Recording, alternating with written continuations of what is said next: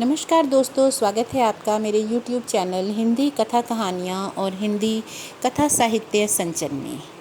मुंशी प्रेमचंद जी की जो कहानी मैं आज आपके सामने लेकर आई हूँ, इसका नाम है मुबारक बीमारी। रात के 9 बज गए थे। एक युवती अंगीठी के सामने बैठी हुई आग फूंकती थी और उसके गाल आग के कुंदनी रंग में दहक रहे थे। उसकी बड़ी बड़ी आंखें दरवाजे की ओर लगी हुई थी। कभी चौंक कर आंगन की ओर ताकती, कभी कमरे की तरफ। फिर आने वालों की इस देरी से त्योरियों पर बल पड़ जाते और आंखों में हल्का गुस्सा नजर आता। कमल पानी में झकोले खाने लगता। इसी बीच आने वालों की आहट मिली। बाहर कहार खड़ा हुआ खर्राटे ले रहा था। बूढ़े लाला हरनाम दास ने आते ही उसे एक ठोकर लगाकर कहा, कमबख्त, अभी शाम हुई है और अभी से लंबी तान दी। नौजवान लाला हरिदास घर में दाखिल हुए, चेहरा बुझा हुआ, चिंतित। देवकी ने आकर उनका हाथ पकड़ लिया। गुस्से और प्यार की मिली हुई आवाज़ में बोली, आज इतनी देर क्यों हुई? दोनों नए खिले हुए फूल थे। एक पर रोज़ की ताजगी थी, दूसरा धूप में मुरझाया हुआ। हरिदास बोला, हाँ आज देर हो गई, तुम यहाँ क्यों बैठी रही? देवकी बोली, क्या करती, आग बुझी जाती थी, खाना न ठंडा हो जाता। हरिदास बोला, तुम जरा से काम के लिए इतनी आग के सामने न बैठा करो, बाज आया गरम खाने से। इस पर देवकी ने कहा, अच्छा कपड़े तो उतारो, आज इतनी देर क्यों की? हरिदास बोला, क्या बताऊं, पिताजी ने ऐसा नाक में दम कर दिया है कि कुछ कहते नहीं बनता। इस रोज रोज के झंझट से तो यही अच्छा है कि मैं कहीं और नौकरी कर लूं। लाला हरनाम दास एक आटे की चक्की के मालिक थे। उनकी जवानी के दिनों में आसपास कोई दूसरी चक्की न थी। उन्होंने खूब धन कमाया, मगर अब वह हालत न थी। चक्कियाँ कीड़े मकोड़ों की तरह पैदा हो गई थी, नई मशीनों और इजादों के साथ। उसके काम करने वाले भी जोशीले नौजवान थे, मुस्तैदी से काम करते थे। इसलिए हरनाम दास का कारखाना रोज गिरता जाता था। बूढ़े आदमियों को नई चीज़ों से चिढ़ हो जाती है, और लाला हरनाम दास को भी थी। वह अपनी पुरानी मशीन को ही चलाते थे। किसी किस्म की तरक्की या सुधार को पाप समझते थे, मगर अपनी इस मंदी पर कुढ़ा करते थे। हरिदास ने उनकी मर्जी के खिलाफ कॉलेजिएट शिक्षा प्राप्त की थी और उसका इरादा था कि अपने पिता के कारखाने को नए असूलों पर चलाकर आगे बढ़ाए। लेकिन जब वह उनसे किसी परिवर्तन या सुधार की जिक्र करता तो लाला साहब जामे से बाहर हो जाते और बड़े गर्व से कहते, कॉलेज में पढ़ने से तजुर्बा नहीं आता, तुम अभी बच्चे हो, इस काम में मेरे बाल सफ़ेद हो गए हैं, तुम मुझे सलाम मत दो, जिस तरह मैं कहता हूँ काम किए जाओ। कई बार ऐसे मौके आ चुके थे कि बहुत ही छोटे मसलों में अपने पिता की मर्जी के खिलाफ काम करने के जुर्म में हरिदास को सख्त फटकारें पड़ी थी। इसी वजह से वह अब इस काम में उदासीन हो गया था और किसी दूसरे कारखाने में किस्मत आजमाना चाहता था, जहां उसे अपने विचारों को अमली सूरत देने की ज़्यादा सहूलतें हासिल हों। देवकी ने सहानुभूतिपूर्वक कहा, तुम इस फिक्र में क्यों जान खपाते हो? जैसा वह कहें वैसे ही करो। भला दूसरी जगह नौकरी कर लोगे तो वह क्या कहेंगे? और चाहे वह गुस्से के मारे कुछ न बोलें, लेकिन दुनिया तो तुम्ही को बुरा कहेगी। देवकी नई शिक्षा के आभूषण से वंचित थी। उसने स्वार्थ का पाठ न पढ़ा था, मगर उसका पति अपने आल्मा मैटर का एक प्रतिष्ठित सदस्य था। उसे अपनी योग्यता पर पूरा भरोसा था, उस पर नाम कमाने का जोश। इसलिए वह बूढ़े पिता के पुराने ढर्रों को देखकर धीरज खो बैठता था। अगर अपनी योग्यताओं के लाभप्रद उपयोग की कोशिश के लिए दुनिया उसे बुरा कहे तो उसको परवाह न थी। झुंझला कर बोला, कुछ मैं अमृत का घड़ा थोड़े ही पीकर आया हूँ कि सारी उम्र उनके मरने का इंतज़ार करूँ। मूर्खों की अनुचित टीका टिप्पणियों के डर से क्या अपनी उम्र बर्बाद कर दूँ? मैं अपने कुछ हम उम्रों को जानता हूँ जो हरगिज़ मेरी सी योग्यता नहीं रखते, लेकिन वह मोटर पर हवा खाने निकलते हैं, बंगलों में रहते हैं और शान से ज़िंदगी बसर करते हैं। तो मैं क्यों हाथ पर हाथ रखे ज़िंदगी को अमर समझे बैठा रहूं? संतोष और निस्पृहता का युग बीत गया। यह संघर्ष का युग है। यह मैं जानता हूँ कि पिता का आदर करना मेरा धर्म है, मगर सिद्धांतों के मामले में मैं उनसे क्या, किसी से भी नहीं दब सकता। इसी बीच कहार ने आकर कहा, लाला जी थाली मंगाते हैं। लाला हरनाम दास हिंदू रस्म रिवाज के बड़े पाबंद थे, मगर बुढ़ापे के कारण चौक के चक्कर से मुक्ति पा चुके थे। पहले कुछ दिनों तक जाड़ों में रात को पूड़ियाँ ना हजम होती थी, इसलिए चपातियाँ ही अपनी बैठक में मंगा लिया करते थे। मजबूरी ने वह कराया था जो हुज्जत और दलील के काबू से बाहर था। हरिदास के लिए भी देवकी ने खाना निकाला। पहले तो वो हजरत बहुत दुखी नज़र आते थे, लेकिन बघार की खुशबू ने खाने के लिए चाव पैदा कर दिया। अक्सर हम अपनी आँख और नाक से हाजमे का काम लिया करते हैं।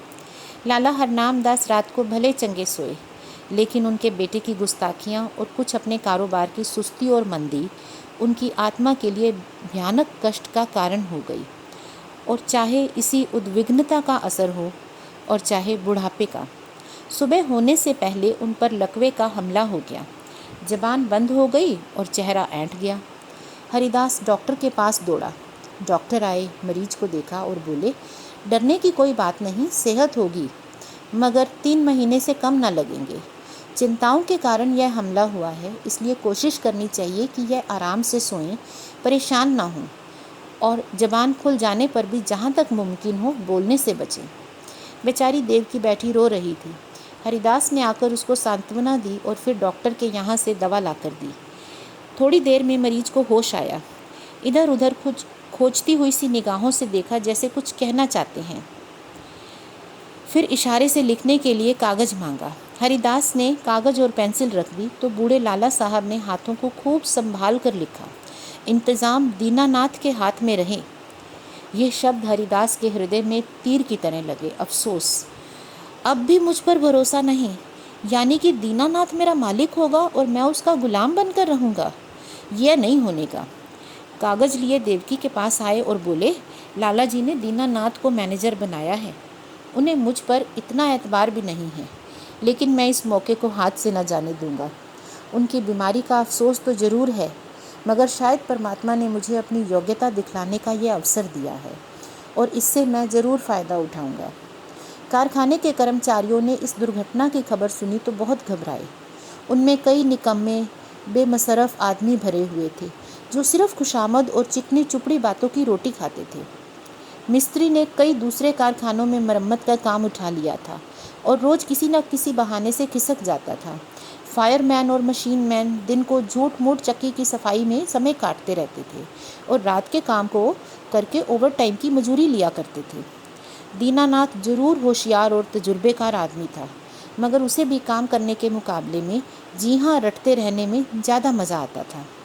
लाला हरनाम दास मजदूरी देने में बहुत हीले हवाले किया करते थे और अक्सर काट कपट के भी आदी थे। इसी को वह कारखाने का अच्छा असूल समझते थे। हरिदास ने कारखाने में पहुंचते ही साफ शब्दों में कह दिया कि तुम लोगों को मेरे वक्त में जी लगाकर काम करना होगा। मैं इसी महीने में काम देखकर सबकी तरक्की करूंगा, मगर अब टाल मटोल की गुजर नहीं। जिन्हें मंजूर ना हो वह अपना बोरिया बिस्तर संभालें। और फिर दीनानाथ को बुलाकर कहा, भाई साहब, मुझे खूब मालूम है आप होशियार और सूझबूझ रखने वाले आदमी हैं। आपने अब तक यहाँ का जो रंग देखा वही अख्तियार किया है, लेकिन अब मुझे अपने तजर्बे और मेहनत की ज़रूरत है। पुराने हिसाबों की जांच पड़ताल कीजिए। बाहर से काम मेरा जिम्मा है, लेकिन यहाँ का इंतज़ाम आपके सुपुर्द है। जो कुछ नफ़ा होगा उसमें आपका भी हिस्सा होगा। मैं चाहता हूँ कि दादा की अनुपस्थिति में कुछ अच्छा काम करके दिखाऊँ। इस मुस्तैदी और चुस्ती का असर बहुत जल्द कारखाने पर नज़र आने लगा। हरिदास ने खूब इश्तहार बंटवाए। इसका असर यह हुआ कि काम आने लगा। दीनानाथ की मुस्तैदी की बदौलत ग्राहकों को नियत समय पर किफ़ायत से आटा मिलने लगा। पहला महीना भी खत्म न हुआ था कि हरिदास ने नई मशीनें मंगवाईं, थोड़े अनुभवी आदमी भी रख लिए। फिर क्या था, सारे शहर में इस कारखाने की धूम मच गई। हरिदास ग्राहकों से इतनी अच्छी तरह से पेश आता था कि जो एक बार उससे मुआमला करता वह हमेशा के लिए उसका खरीदार बन जाता। कर्मचारियों के साथ उसका सिद्धांत था, काम सख्त और मजदूरी ठीक। उसके ऊंचे व्यक्तित्व का भी स्पष्ट प्रभाव दिखाई पड़ा।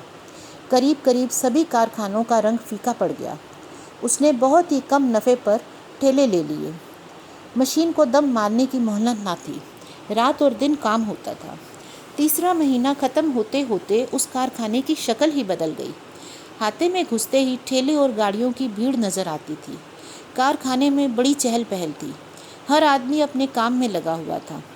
इसके साथ ही प्रबंध कौशल का यह वरदान था कि कहीं हड़बड़ी और जल्दबाजी का निशान न था। लाला हरनाम दास धीरे धीरे ठीक होने लगे। 1 महीने के बाद वह कुछ रुक कर कुछ कुछ बोलने भी लगे। डॉक्टर ने सख्त ताकीद दी थी कि उन्हें पूरी शांति में रखा जाए, मगर जब उनकी जुबान खुली तो उन्हें एक दम का भी चैन न था। देवकी से कहा करते, सारा कारोबार मिट्टी में मिल जाता है। यह लड़का मालूम नहीं क्या कर रहा है, सारा काम अपने हाथ में ले रखा है। मैंने ताकीद की थी कि दीनानाथ को मैनेजर बनाना, लेकिन उसने जरा परवाह न की। मेरी सारी उम्र की कमाई बर्बाद हुई जाती है। देवकी उनको सांत्वना देती कि आप इन बातों की आशंका न करें, कारोबार बहुत खूबी से चल रहा है और खूब नफ़ा हो रहा है। पर वह भी इस मामले में तूल देते हुए डरती थी कि कहीं लकवे का फिर से हमला ना हो जाए। हूँ हाँ कहकर बाप को टालना चाहती थी। हरिदास जो ही घर में आता, लाला जी उस पर सवालों की बौछार कर देती, और जब वह इसे टालकर कोई दूसरा जिक्र छेड़ देता तो वह बिगड़ जाते और कहते, जालिम, तू जीते जी मेरे गले पर छुरी फेर रहा है, मेरी पूंजी उड़ा रहा है। तुझे क्या मालूम कि मैंने एक एक कौड़ी किस मशक्क़त से जमा की है। तूने दिल में ठान ली है कि इस बुढ़ापे में मुझे गली गली ठोकर खिलाएगा, मुझे कौड़ी कौड़ी का मोहताज बनाएगा। हरिदास फटकार का कोई जवाब न देता, क्योंकि बात से बात बढ़ती है। उसकी चुप्पी से लाला साहब को यकीन हो जाता कि कारखाना तबाह हो गया है। एक दिन देवकी ने हरिदास से कहा, अभी कितने दिन और इन बातों से को लाला जी से छुपाओगे? हरिदास ने जवाब दिया, मैं तो चाहता हूँ कि नई मशीन का रुपया अदा हो जाए तो उन्हें ले जाकर सब कुछ दिखा दूँ। तब तक डॉक्टर साहब की हिदायत के अनुसार 3 महीने पूरे हो जाएंगे। देवकी ने कहा, लेकिन अब छिपाने से क्या फ़ायदा जब वह 8 पहर इसकी रट लगाए रहते हैं। इससे तो चिंता और बढ़ती जाती है, कम नहीं होती। इससे तो अच्छा है कि उनसे सब कुछ कह दिया जाए। हरिदास ने कहा, मेरे कहने का तो उन्हें यकीन आ चुका। हाँ, दीनानाथ कहीं तो शायद यकीन हो। तो देवकी ने कहा, अच्छा तो कल दीनानाथ को यहाँ भेज दो। लाला जी उसे देखते ही खुद बुला लेंगे और तुम्हें इस रोज़ रोज़ की डांट फटकार से छुट्टी मिल जाएगी। हरिदास ने कहा, अब मुझे इन फटकारों का जरा भी दुख नहीं होता। मेरी मेहनत और योग्यता का नतीजा आंखों के सामने मौजूद है। जब मैंने कारखाना अपने हाथ में लिया था, आमदनी और खर्च का मिलान मुश्किल से बैठता था। आज 500 का नफ़ा है। तीसरा महीना ख़त्म होने वाला है और मैं मशीन की आधी कीमत अदा कर चुका हूँ। शायद अगले महीने 2 महीने में पूरी कीमत अदा हो जाएगी। उस वक्त से कारखाने का खर्च तिगुने से ज़्यादा है, लेकिन आमदनी 5 गुनी हो गई है। हजरत देखेंगे तो आंखें खुल जाएंगी। कहाँ अहाते में उल्लू बोलते थे। एक मेज पर बैठे हुए आप ऊँघा करते थे और एक पर दीनानाथ बैठकर कान कुरेदा करता था। मिस्त्री और फायरमैन ताश खेलते थे, बस 2-4 घंटे चक्की चल जाती थी। अब दम मारने की फुर्सत नहीं है। सारी ज़िंदगी में जो कुछ ना कर सके वह मैंने 3 महीने में करके दिखा दिया। इसी तजर्बे और कार्रवाई पर आपको इतना घमंड था। जितना काम वह 1 महीने में करते थे उतना मैं रोज़ कर डालता हूँ। तो देवकी ने भर्त्सनापूर्ण नेत्रों से कहा, अपने मुँह मियाँ मिट्ठू बनना कोई तुमसे सीख ले। जिस तरह माँ अपने बेटे को हमेशा दुबला ही समझती है, उसी तरह बाप बेटे को हमेशा नादान समझा करता है। यह उनकी ममता है, बुरा मानने की बात नहीं है। हरिदास ने लज्जित होकर सिर झुका लिया। दूसरे दिन दीनानाथ उनको देखने के बहाने से लाला हरनाम दास की सेवा में उपस्थित हुआ। लाला जी उसे देखते ही तकिए के सहारे उठ बैठे और पागलों की तरह बेचैन होकर पूछा, क्यों, कारोबार सब तबाह हो गया कि कुछ कसर बाकी है? तुम लोगों ने तो मुझे मुर्दा समझ लिया है, कभी बात तक न पूछी। कम से कम मुझे तुमसे ऐसी उम्मीद न थी। बहू ने मेरी तीमारदारी न की होती तो मर ही गया होता। इस पर दीनानाथ ने कहा, आपका कुशल मंगल रोज़ बाबू साहब से पूछ लिया करता था। आपने मेरे साथ जो नेकियां की हैं उन्हें मैं भूल नहीं सकता। मेरा एक एक रोआ आपका एहसानमंद है। मगर इस बीच काम ही कुछ इतना हो गया है कि हाजिर होने की मोहलत ना मिली। हरनाम दास ने कहा, खैर कारखाने के क्या हाल हैं? दिवाला होने में क्या कसर बाकी है? दीनानाथ ने ताज्जुब के साथ कहा, यह आपने किससे कह दिया दिवाला होने वाला है? इस अरसे में कारोबार की जो तरक्की हुई है वह आप खुद अपनी आंखों से देख लेंगे। इस पर हरनाम दास व्यंग्यपूर्वक बोले, शायद तुम्हारे बाबू साहब ने तुम्हारी मनचाही तरक्की कर दी है। अच्छा, अब स्वामी भक्ति छोड़ो और साफ साफ बतलाओ। मैंने ताकीद कर दी थी कि कारखाने का इंतज़ाम तुम्हारे हाथ में रहेगा, मगर शायद हरिदास ने सब कुछ अपने हाथ में रखा। इस पर दीनानाथ ने कहा, जी हाँ, मगर मुझे इस बात का जरा भी दुख नहीं। वह इस काम के लिए ठीक भी थे। जो कुछ उन्होंने कर दिखाया है वह मुझसे हरगिज ना होता। इस पर हरनाम दास ने कहा, मुझे तो यह सुनकर हैरत हो रही है। बतलाओ क्या तरक्की हुई है? तो दीनानाथ ने कहा, तफसील तो बहुत ज़्यादा होगी, मगर थोड़े में यह समझ लीजिए, पहले हम लोग जितना काम 1 महीने में करते थे, अब उतना रोज़ होता है। नई मशीन आई है और उसकी आधी से ज़्यादा कीमत अदा हो चुकी है। वह अक्सर रात को भी चलती रहती है।